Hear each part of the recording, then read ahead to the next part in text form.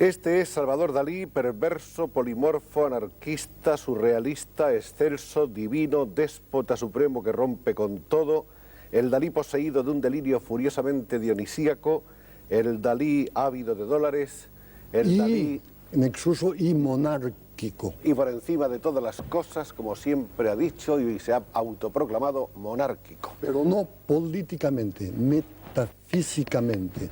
Para mí la monarquía es la prueba de la validez del ácido desoxirribonucleico, o sea que desde la primera célula viviente hasta la última, todo se ha transmitido genéticamente, pero no políticamente porque soy apolítico total. O sea, si saliera un partido monárquico, nunca quisiera participar en ese partido. ¿En un partido daliniano acaso? Tampoco. En absoluto. No estaría dispuesto. Cada día soy más antidaliniano. A medida que me admiro más, encuentro que soy una real catástrofe. Lo he dicho muchas veces, si hubiera 2000 Picassos, 30 Dalís, 50 Einsteins, pues el mundo sería prácticamente inhabitable. Pero que nadie se espante, no los hay. Afortunadamente. No los hay. O quién sabe si infortunadamente. Es curioso que Salvador Dalí últimamente se apostrofa mucho. Dalí en los viejos tiempos tenía una tal autoadmiración, una admiración por sí mismo, que siempre hablaba de sí mismo en términos encomiásticos y de excelsitud. Pues ahora no, ahora no. Y ahora, por ejemplo, aquí Dalí escribe a Dalí y le llama puerco. Exacto. ¿Cómo es posible? No, pero puerco en el buen sentido de la palabra. Mire la ilustración del principio del libro, en el cual se ve un puerco que va hacia el plus ultra. Exactamente, eso se tiene que... Tenemos aquí una ilustración de este libro que se llama Carta abierta a Salvador Dalí, escrita por Salvador Dalí, en la que hay dos Dalís enfrentados. Exactamente, y un puerco que soy yo, que voy hacia el non plus ultra, que se quitó el non y se dice plus ultra. Más allá todavía. Más allá todavía. Que hacen los puercos, porque los puercos nunca retroceden. Jesuíticamente van de un lado a otro, pasan a través de 1000 viscosidades innomables, pero siempre un paso más adelante. Es curioso que a Salvador Dalí le conoce el mundo entero como pintor y sin embargo pienso que sus obras literarias son realmente importantes. ¿No habrá más un escritor que un pintor en Salvador Dalí? Mi padre, que era notario pero que tenía una cierta afición a las artes, decía que soy mucho mejor escribiendo que pintando. Y seguramente es verdad, porque los pintores somos muy burros en general. En cambio, los escritores son mucho más inteligentes. Y si yo fuera menos inteligente, pues indiscutiblemente pintaría mucho mejor. El padre de Salvador Dalí, notario en Figueras, es un personaje que figura naturalmente inscrito, no ya desde antes en la biografía de Salvador Dalí, sino que diríamos también que es una constante a lo largo de su vida. ¿De qué manera el padre de Dalí y Dalí han sido al mismo tiempo gentes que se han amado y que se han odiado? Es el mito de Guillermo Tell. Mi padre me expulsó de la familia después de los desastres que tuve en la Escuela Real de San Fernando, sobre todo a propósito de un incidente, un consejo de disciplina. Vino el momento de examinarme de Historia del Arte, hicieron aquello de las bolitas, y a mí me toca Rafael. Entonces me dirijo al tribunal y digo, no me puedo examinar, porque yo, Dalí, sé tanto sobre Rafael, mucho más que los 3 profesores juntos, que no puedo examinarme. Y me echaron de la Real Academia de San Fernando. Y todas esas cosas, naturalmente, a mi padre le apesumbraban enormemente. Y ahí empezó entonces la discrepancia padre-hijo. Exactamente. Hasta expulsarme de la familia. Pero llegó luego la reconciliación en algún momento. Al final de su vida, sí. Pero la cosa que le hizo más mal efecto probablemente fue que no podía escribir con ortografía. Entonces una vez escribí la palabra revolución con 4 faltas de ortografía.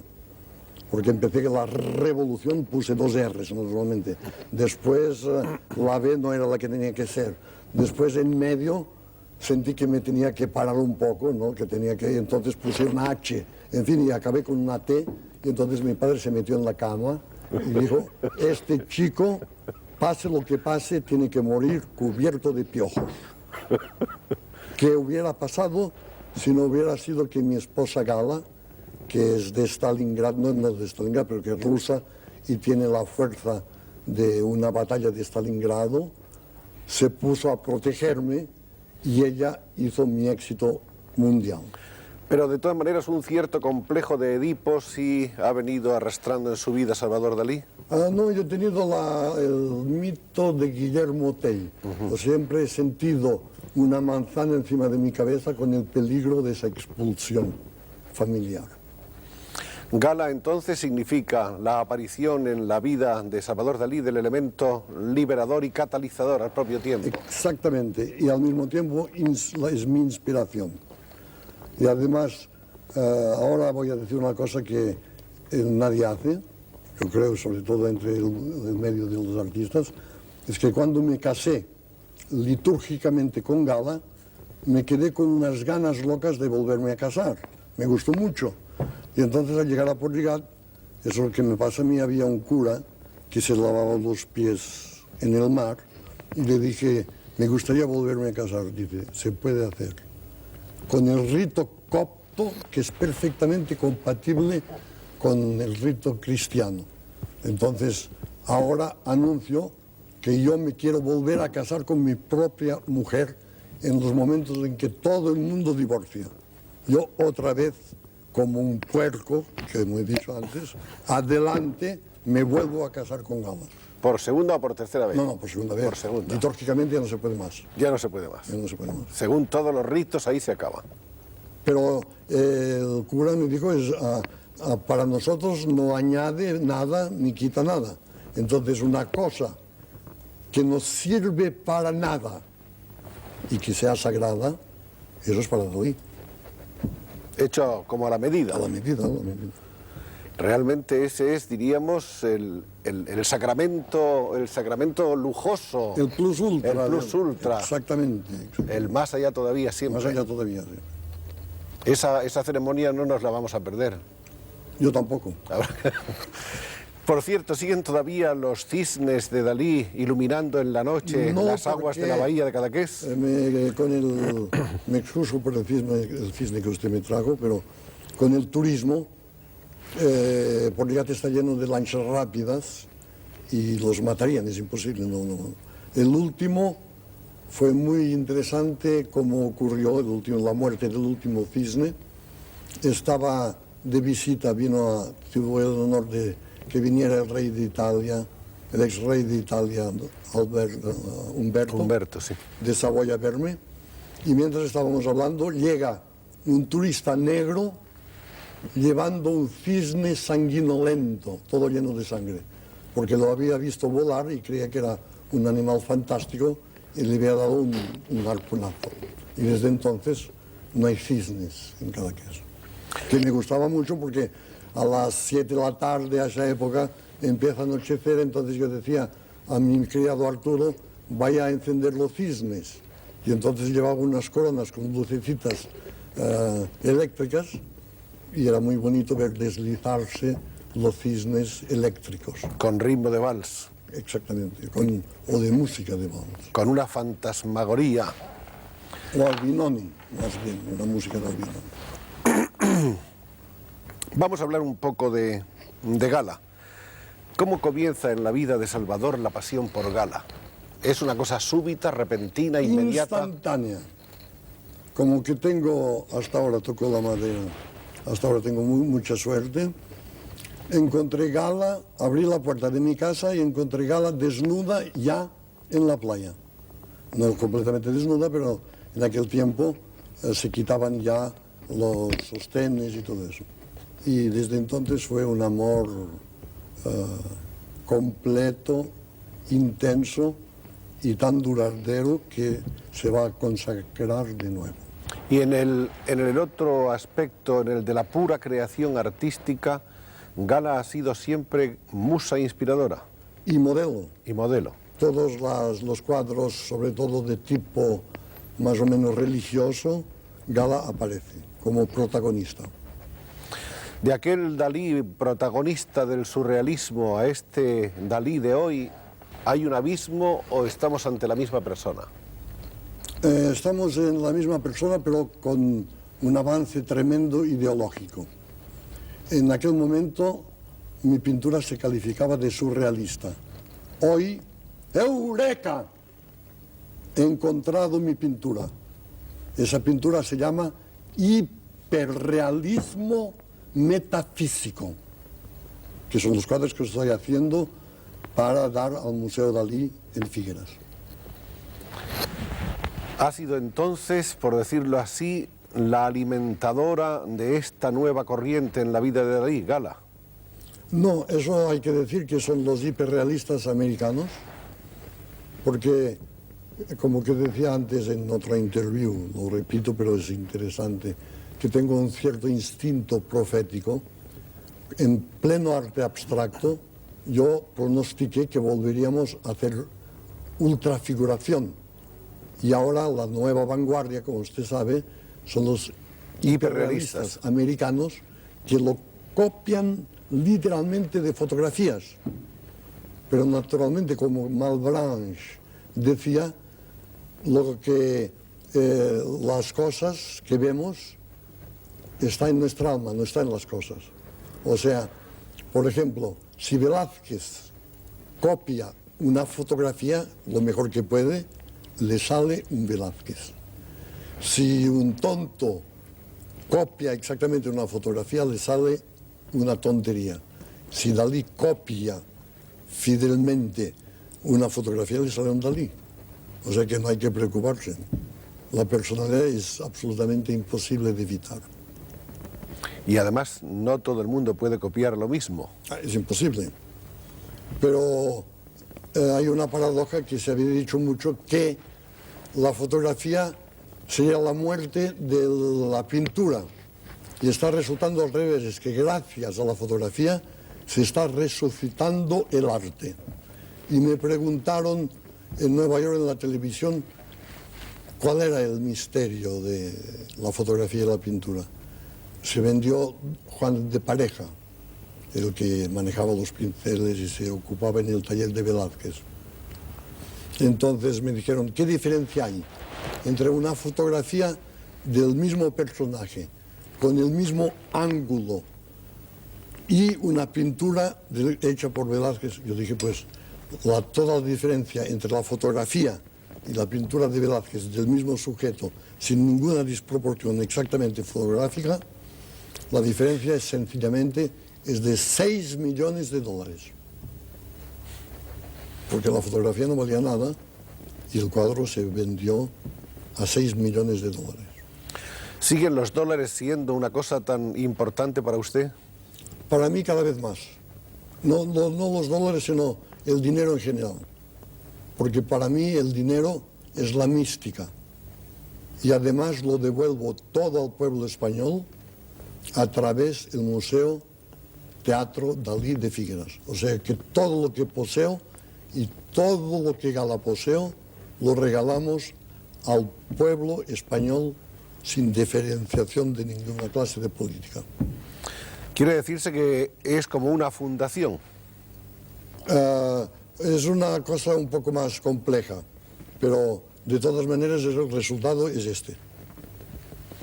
Volvamos a hablar de... Tengo que decir además que eso es importante, que el oro siempre tiene un valor místico.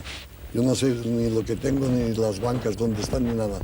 Pero en la Edad Media, todos los místicos, incluso nuestro sublime Raimundo Lulio, quería siempre transmutar la materia vil en oro. O sea que la única manera de aurificar, de espiritualizar la materia vil es aurificándola, transmutarla en una cosa preciosa. El oro así ha llegado a transformarse en algo más que alguna pasión puramente de atesorar. En absoluto no sé dónde está ni llevo nunca dinero. Una vez me encontré en Nueva York en el mismo taxi con Onassis y en el momento de pagar ni él ni yo teníamos 5 céntimos en el bolsillo, tuvimos que volver atrás al hotel para que nos pagaran el coche. Para mí el dinero tiene un valor puramente mágico y simbólico. Me parece que hace muchos años, en los años lejanos de su juventud, usted dijo que había que mover y agitar el árbol de dinero para que eyaculara su lluvia de oro. Exacto. De usted se ha dicho que es un ávida dollars, ¿no? Es un anagrama que Bretón André hizo Breton. el honor de hacerme, pero lo hizo pejorativamente. Pero se equivocó, porque cuando se habla de dólares en América les gusta más que a nadie. Entonces, al contrario, les gustó mucho llamarme así. Hay una serie de hechos de su vida a los cuales pasa usted revista en esta curiosa correspondencia consigo mismo, como es, por ejemplo, el famoso escaparate de la Quinta Avenida de Nueva York.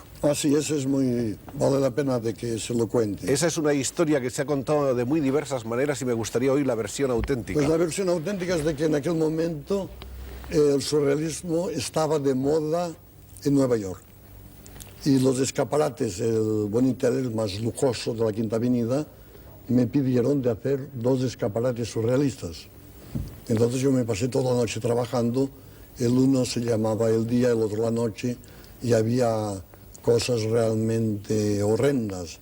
Había teléfonos en forma de langosta, había sobre todo una bañera peluda, doblada de astracán, en fin, indescriptible. Había un traje afrodisíaco lleno de pipermín y moscas, etcétera, etcétera, etcétera. Entonces yo muy contento, el día siguiente voy a ver el resultado, veo que me han cambiado el escaparate. Entonces pido qué ha pasado y dice que había demasiado gente que lo miraba y que lo han tenido que... El éxito era excesivo. Lo excesivo, como siempre en mí. Entonces yo dije que lo tenía que volver a poner, que sí que no hablaba inglés, que me habían ya pagado mi cheque, que no tenían para qué cambiar nada. Entonces me se ocurrió una cosa, entrar en los 2 escaparates y a patadas rompí todos los maniquís y después cogí la bañera... La bañera peluda. La bañera peluda y la quise volcar para dejar inutilizable el escaparate con el agua que había. Pero la bañera rompió el cristal, un inmenso cristal, y entonces... Y salió a navegar por la Quinta Avenida. Opté para saltar a través del cristal, que la policía que me cogió enseguida me dijo, eso es muy peligroso porque si se cae, después se cayó un pedazo que me hubiera podido guillotinar fácilmente.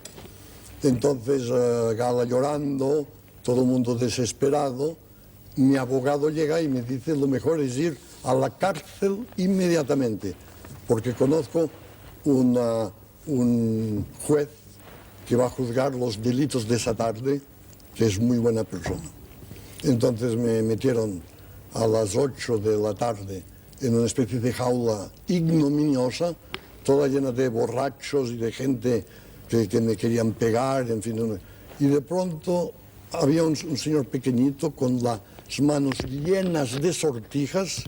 Me dice, yo soy de Puerto Rico y soy un gángster bastante conocido. ¿Y usted qué ha hecho? Yo dije, no he hecho más que romper una vitrina. Y dice, ¿en qué sector de la ciudad?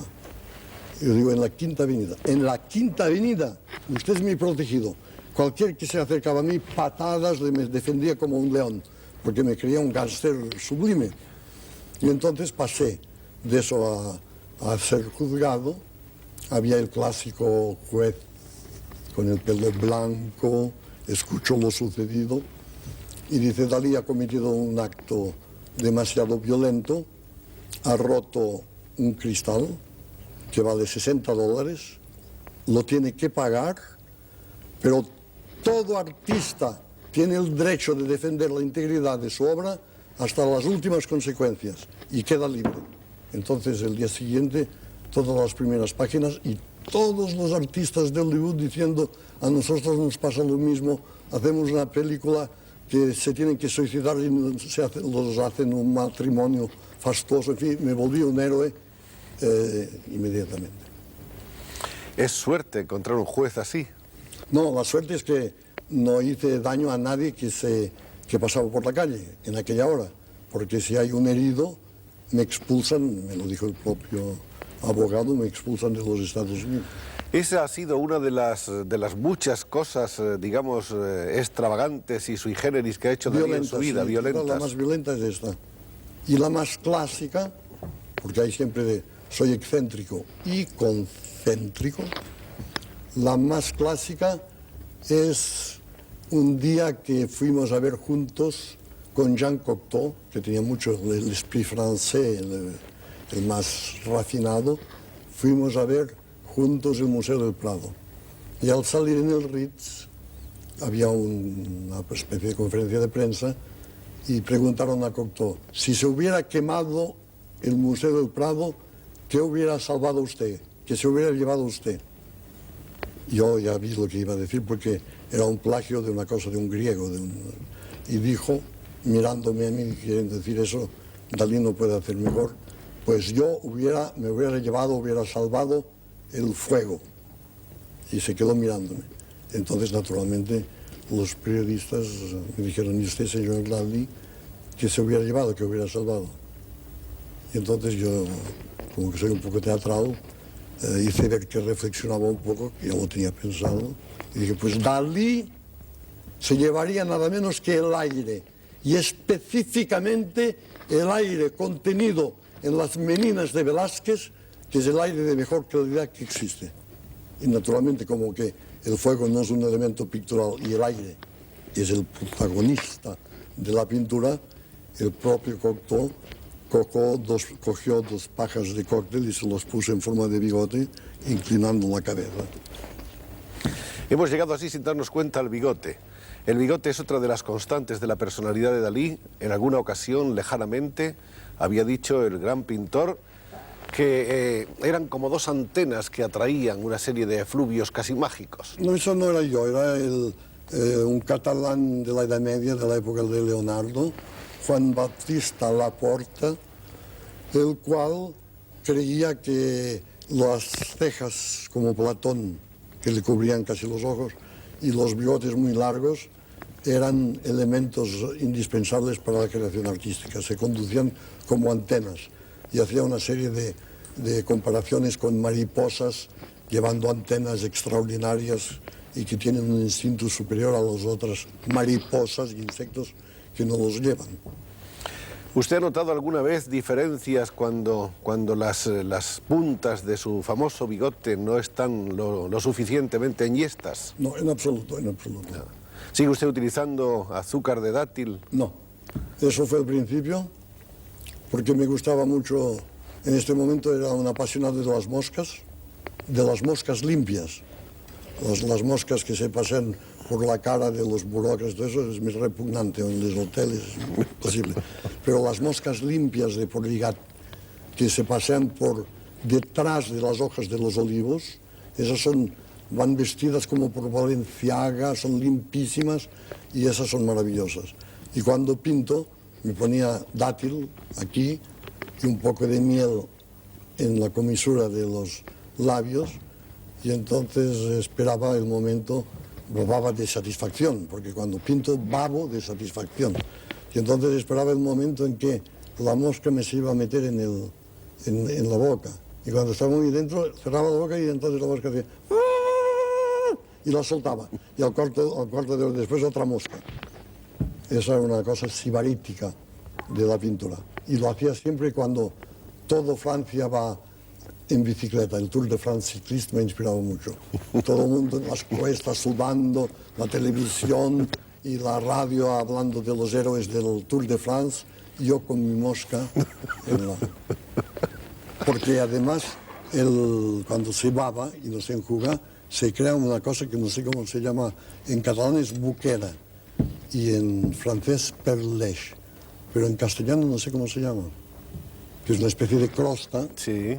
Que se irrita y después se vuelve a formar.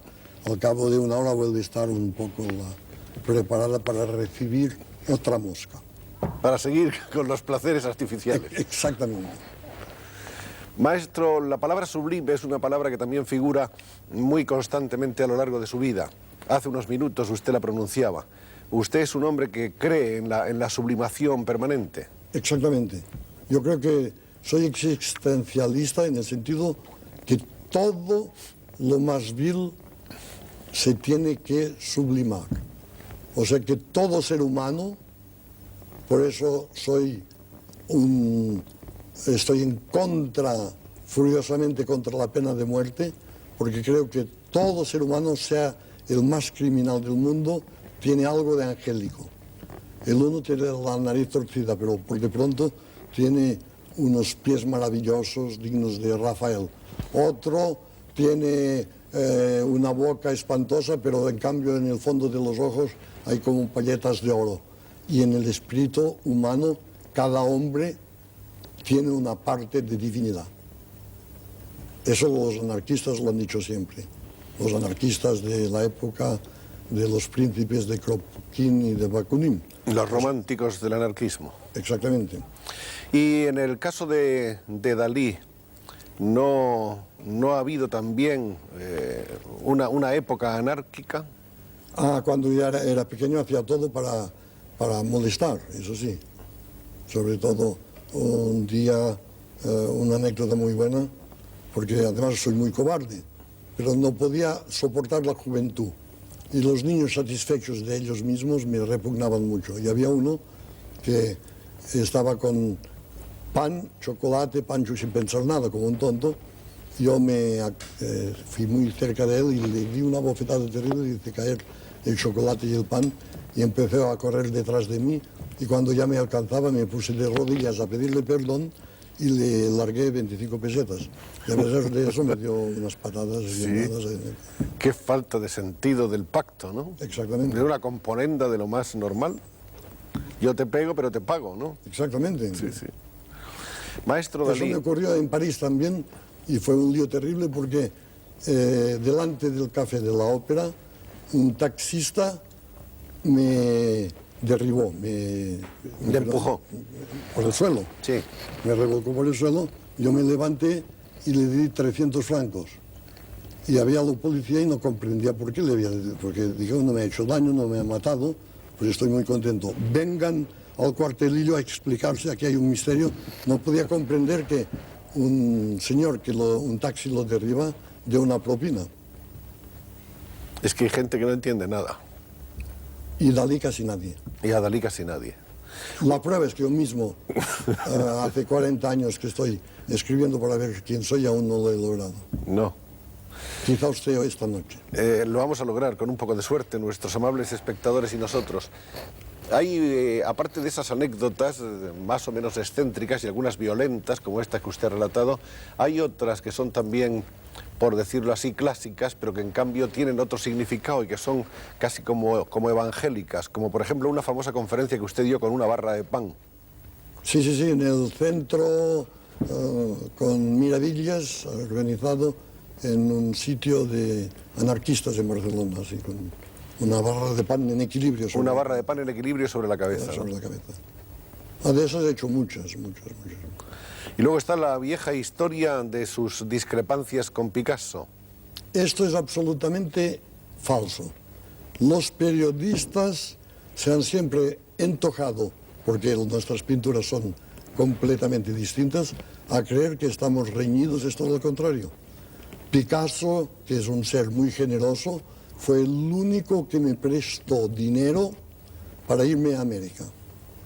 Y ahora se acaba de encontrar un documento que será sensacional, se va a exponer en Londres, en el cual hay la colaboración en un grabado de Picasso con Dalí, lo que no ha hecho con ningún otro artista.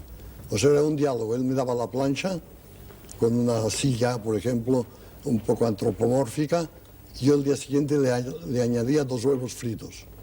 Entonces él, encima de los huevos fritos, ponía una espiga de maíz. En fin, es una cosa hecha en colaboración. ¿Fueron ustedes entonces buenos amigos? Muy buenos amigos, y cuando se abrió el Museo Picasso en Barcelona, yo regalé, me parece, 50 grabados y Gala un collage magnífico que está allí. ¿Piensa usted que... Y se acuerda que cuando yo vine a España, lo primero que dije que forma parte de nuestro patrimonio y que no nos importa un pito si es comunista o no y que tenía que regresar a España. Hay una frase famosísima que dijo usted, ¿cómo era? Picasso es comunista, yo tampoco. No, era mucho más larga. Era más larga. Español, yo también. Picasso es un genio, también. Picasso es comunista, yo tampoco. Eso. Y entonces parece que Picasso dijo una cosa muy bonita. Dijo, parece que Dalí me tiende la mano, pero de momento no veo más que la falange de la mano. Y es absurdo, porque yo nunca he sido falangista, ni mucho menos, ni he pertenecido a ningún partido político, nunca en mi vida. ¿Es usted hombre de muchos o de pocos amigos? De ningún amigo, Ni uno. ni uno. ¿Porque no les deja usted llegar o porque ellos no son capaces de hacerlo? No, porque toda mi pasión está en el amor que tengo por Gala y no tengo sitio para más. Ahora los aprecio y muchas veces incluso les hago regalos, pero una amistad que no me pudiera pasar, eso no. ¿No es usted egoísta entonces? ¿Cómo? Egoísta, ¿no es usted? No, porque Gala sustituye todas las pasiones. Al contrario, yo mismo cada vez digo que soy un pintor detestable, que es un poco también, un poco comedia eso, porque cuando se dice que pinto mal, entonces hay gente que dice, hombre, tampoco está mal como eso. Hablando un poco de su pintura, que naturalmente es lo más importante que la gente conoce de usted, está siempre, de cualquier modo, dentro de una fidelidad a lo clásico. Cada vez más. Cada vez más. Y cada vez más Velázquez. ¿Y su vieja predilección por Rafael? Menos, mucho menos, y mucho más los tres son Velázquez, Rafael y Vermeer. Y naturalmente Velázquez es el genio supremo y después viene el holandés, el Vermeer de Del. ¿Trabaja usted mucho ahora? El doctor Puigvert me recomendó de trabajar, pero no mucho, y entonces me se ha ocurrido de pintar nada menos que la Capilla Sixtina de Miguel Ángel en mi museo. O sea, trabajo más que nunca. Eso nos hace recordar que usted ha estado recientemente con quebrantos de salud y creo que a todos nos gustaría saber que está usted restablecido plenamente o en vías de estarlo. No, estoy mejor que antes. Y el doctor Puigvert, que es un genio, me ha dicho que dentro de poco estaré mucho mejor. O sea, una segunda juventud. ¿Tiene usted previstos sus viajes habituales a París, a Nueva York? Lo mismo, siempre lo mismo. O sea que el calendario continúa... Continúa lo mismo. Este año vine más pronto porque me encontré mal y enseguida quise estar en Barcelona, en la clínica. ¿Qué significa para usted ese anhelo de perfección técnica en su obra? Porque una vez un crítico dijo, el defecto de Dalí es de que es demasiado perfecto.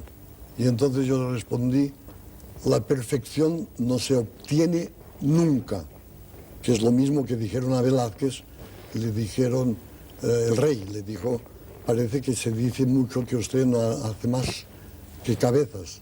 Y después es un gran honor porque en mi vida no he visto nunca una cabeza bien pintada. Y después le salió con Breda y con Las Meninas y con esos cuadros que realmente... Aparte de todos esos happenings que usted ha protagonizado en París y en tantas otras capitales del mundo, en las que ha hecho a lo mejor demostraciones de una gran velocidad pictórica, manejando pintura y pinceles y objetos más o menos surrealistas o abstractos y estrafalarios, la verdad es que tengo entendido que usted es más bien un pintor lento, meticuloso. Sí, como una pequeña cocinera. Yo cuando era pequeño quería ser, no cocinero, quería ser cocinera. Y ahora después quise ser Napoleón, después quise ser Dalí. Ahora quisiera ser Dalí, pero aún no lo soy.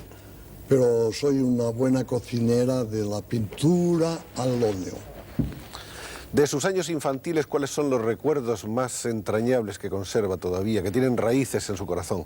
Los más entrañables son los que datan de cuando Dalí vivía en las entrañas de su propia madre. La vida intrauterina. Exactamente, porque yo tengo recuerdos perfectos de mi vida intrauterina y parece que Casanova también los tuvo. Y el doctor Freud, cuando lo vi en Londres, me los confirmó.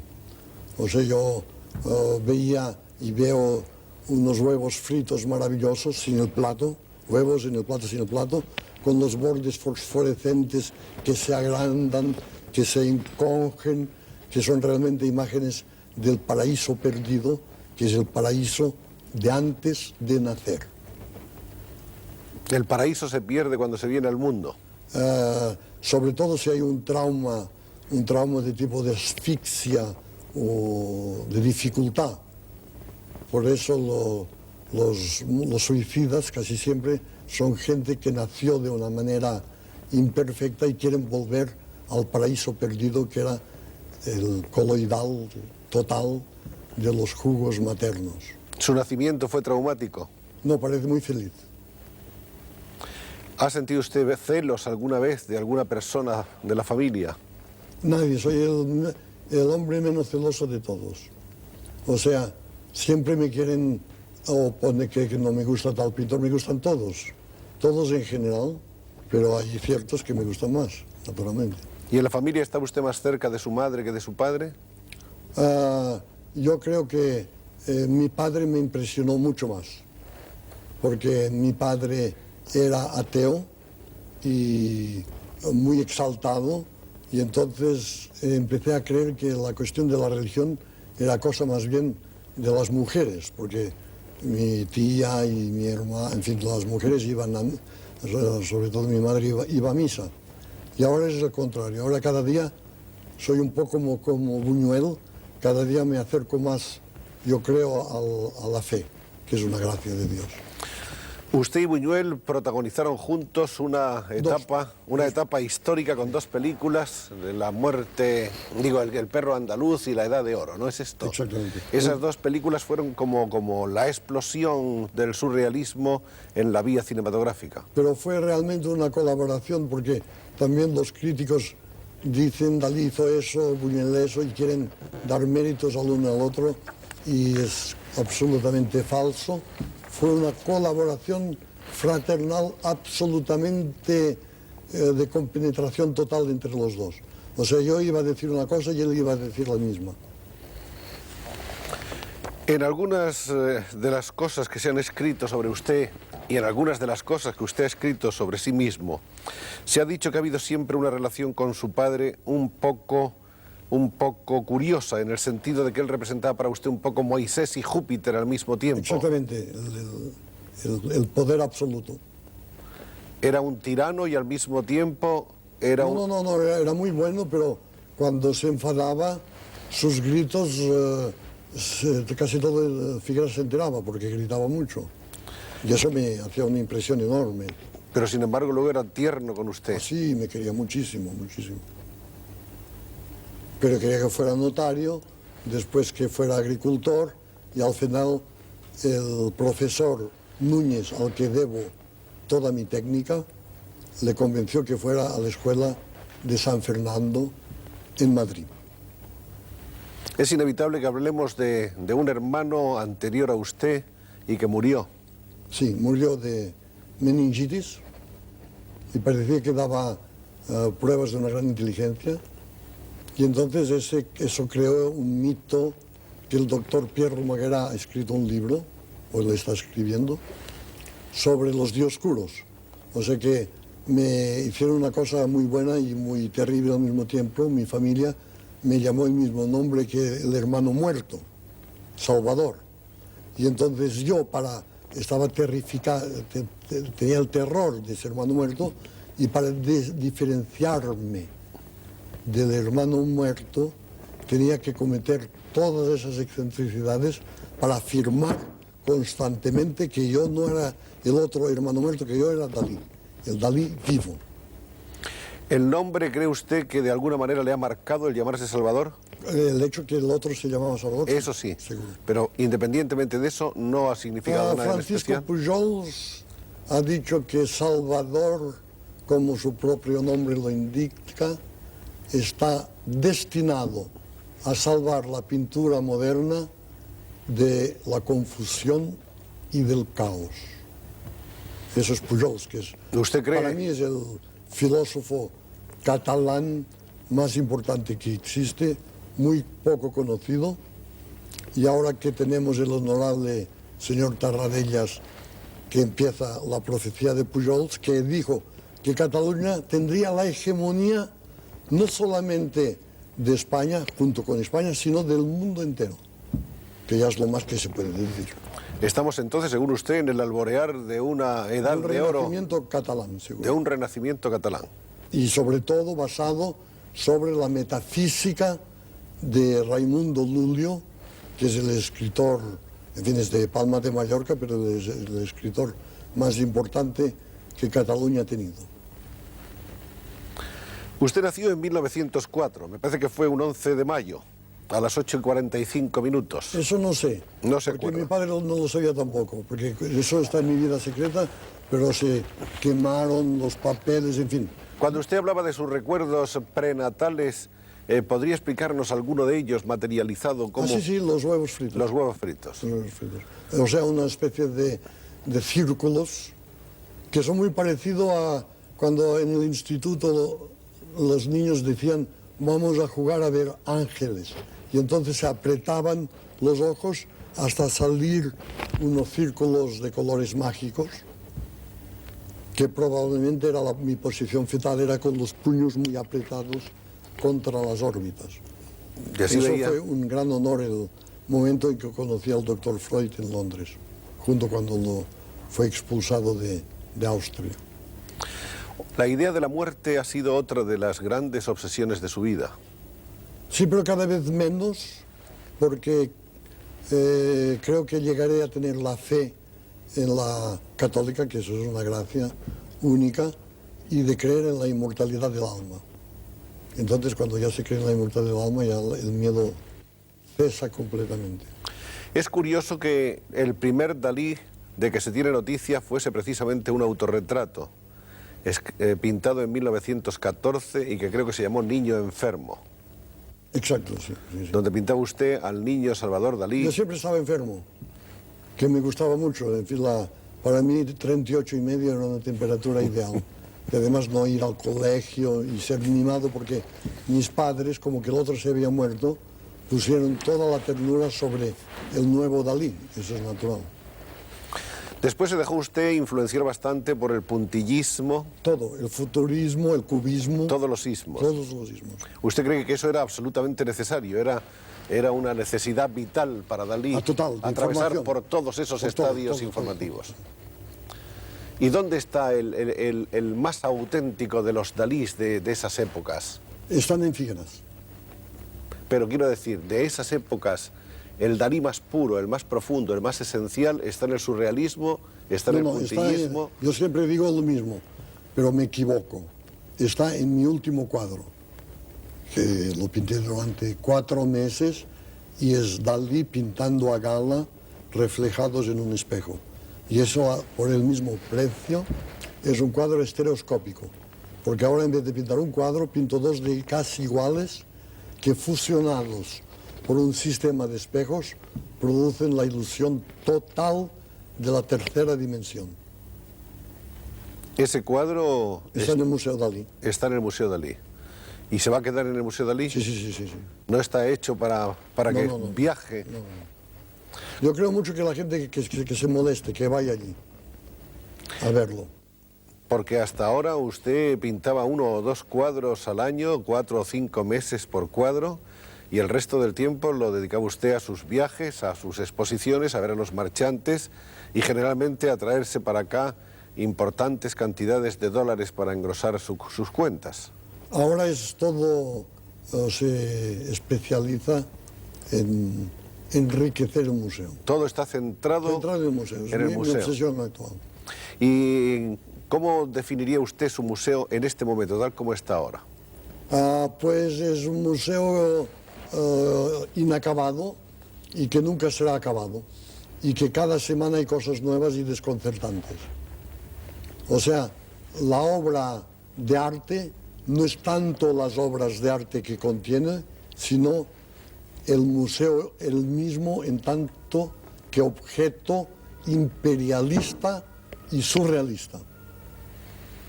Recuerdo cuando Federico García Lorca le dedicó a usted una oda inolvidable. En la revista de Occidente. Oh, Salvador Dalí, de voz aceitunada.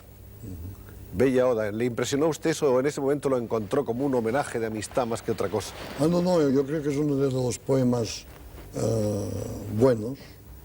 En aquel momento, justamente, es cuando conocí a Gómez de la Serna, que se va a publicar porque yo era muy tímido, pero por timidez le recité un verso en catalán de Joan Salvat Papasseit, que decía, como decía, en fin, una cosa de un marinero, en fin, no me acuerdo ahora de cómo era, pero acababa con la palabra terra, y eso le impresionó mucho, no comprendió nada, pero le impresionó mucho. Y la prueba es de que muchos años después he sabido que su obra última era un libro que no pudo acabar a causa de su muerte. Sí, cantaria cançons com els marins de guerra i portaria els pantalons acampanats de baix. Ni els meus sabrien quan tornaria a terra. Entonces Ramón de Gómez de la Serna me miró y le gustó, pero no comprendió absolutamente nada. Pero quedó clavado mi personalidad de tal manera que ahora sale el libro de Ramón. Este es el libro, el último libro de Dalí por ahora, Dalí por Ramón Gómez de la Serna, un libro que quedó inédito y que consta de 3 partes. Ilustrando un poco. Este libro une 2 nombres gloriosos de la cultura española, los del escritor Ramón Gómez de la Serna y el pintor Salvador Dalí. Y hay una serie de ilustraciones realizadas exclusivamente para este libro por Salvador Dalí. Es un libro bellísimo, como puede verse, donde están 2 genios juntos, porque no cabe duda de que Ramón era un genio de las letras, era un inventor, un renovador. Las greguerías son maravillosas. Le dije una que no era mía, que eso un poco, pero tampoco dijo que era de quién, era de, en aquel momento los poetas eran magníficos, estaba el Federico, estaba Alberti, estaba Garfias, que se murió, y tenía un poema que yo le dije también a Ramón, que decía, las esquinas de las calles son de papel y pasan las golondrinas doblando y desdoblando esquinas. Y eso dice, eso es una greguería, me pareció. Era muy Ramón de Gómez de la Serna. O sea que yo no, en el fondo no he hablado nunca más que le he hecho efectos y han dado resultado. Es curiosa esta colaboración en el tiempo, a través de los años y de unas vidas tan ricas y de la desaparición de Ramón, este reencuentro en el tiempo de Dalí. Yo no lo vi, cuando volvió a España en Madrid no lo vi. Yo no lo vi, quizá lo he visto 4 veces en mi vida, y siempre en el Café Pombo, con don Ramón del Valle Inclán, era una tertulia maravillosa. Volvamos a Federico. ¿Qué significaba esa amistad de Federico y usted desde su punto de vista personal? Pues es la más grande que he tenido. Cuando hablo de amistad es la más grande que he tenido, no hay ninguna duda. Él tenía una especie de sensibilidad especial también para la pintura. Hacía unos dibujos con lápices de colores que eran una maravilla y que yo organicé una exposición en Barcelona en las galerías Dalmau de los dibujos de Federico García Lorca, el cual me hizo varios autorretratos. ¿Usted sigue pensando todavía, quiero decir, los relojes blandos están todavía en vigor? Sí. ¿Hay alguna explicación filosófica para eso? Muy importante, pero que produjo un muy mal efecto cuando vinieron 3 jesuitas franceses y me dijeron, ¿por qué hace relojes blandos? Dijo, porque es la carne de Cristo, porque es como queso, como el camembert la angustia del camembert del espacio. Y entonces se fueron un poco preocupados. Y al cabo de una semana me mandaron una carta que Fray Luis de León, nombrando los nombres de Cristo, lo compara al queso, a las virtudes de coagulación del queso. Entonces subí en prestigio en los jesuitas. ¿Cómo ve usted la vida moderna, Salvador, este mundo en que estamos? Es muy glorioso de vivir los días. Yo me hubiera preferido, de una manera egoísta, el Renacimiento italiano. Pero como que soy un fanático de la técnica moderna y de la información, vivimos unos momentos realmente únicos en la historia de la humanidad, sobre todo en biología y en física nuclear. Porque yo siempre procuro de tener amigos, en fin, amigos no, pero conocidos, que me informen de lo que pasa en el mundo científico. Y es realmente prodigioso. ¿A usted le interesa alguna parcela de la ciencia más que las otras? La física. La física. Y naturalmente la biología.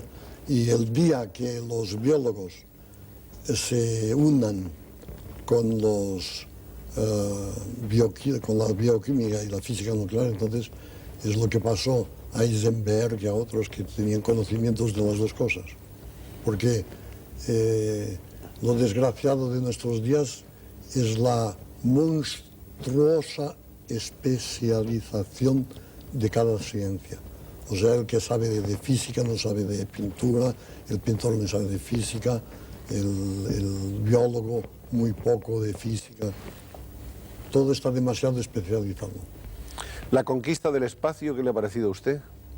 Ha traído bastantes datos de información muy apreciables, pero yo no he creído nunca, en fin, el día que me traigan un extraterrestre, me levanto y le saludo con el sombrero, pero me molestaría mucho de pensar que hay vidas en otros planetas. Yo creo que vivimos en la Tierra y que la Tierra es el único planeta con el fenómeno maravilloso y único de la vida. Otro de los tres grandes nombres de la pintura española de este siglo es el de Joan Miró, que no hemos citado todavía. No lo he visto de hace mucho tiempo, pero lo admiro mucho. También los periodistas han querido decir que no, porque hace cosas distintas a las mías.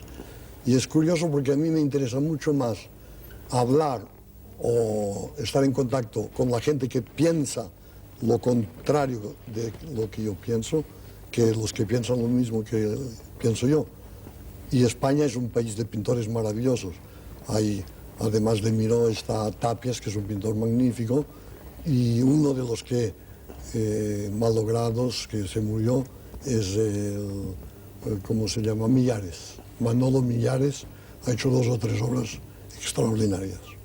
¿A dónde cree usted que va la pintura? Hemos pasado ya, hemos superado las épocas de la abstracción pura. Ya le he dicho, el hiperrealismo y ahora el hiperrealismo metafísico. Porque yo he logrado matemáticamente empezar el cuadro más atrás, haciendo un hueco en el cielo. O sea, más lejos que el horizonte físico. O sea, todo lo que está más lejos del horizonte físico es automáticamente metafísica. Y nosotros tenemos los santos más maravillosos, Santa Teresa, San Juan de la Cruz, los metafísicos más sublimes. ¿Sigue usted haciendo joyas? ¿Con figuras más o menos reales? No. He hecho un Perseo, he hecho un Cristo. Y voy a hacer una Santa Teresa de Jesús, que está por terminar. ¿Esculturas de una pieza o múltiples? Una sola pieza. ¿De gran tamaño, de tamaño pequeño? No. Más o menos así. Pero muy acabadas y muy... Usted ha diseñado gran cantidad de joyas, ¿no?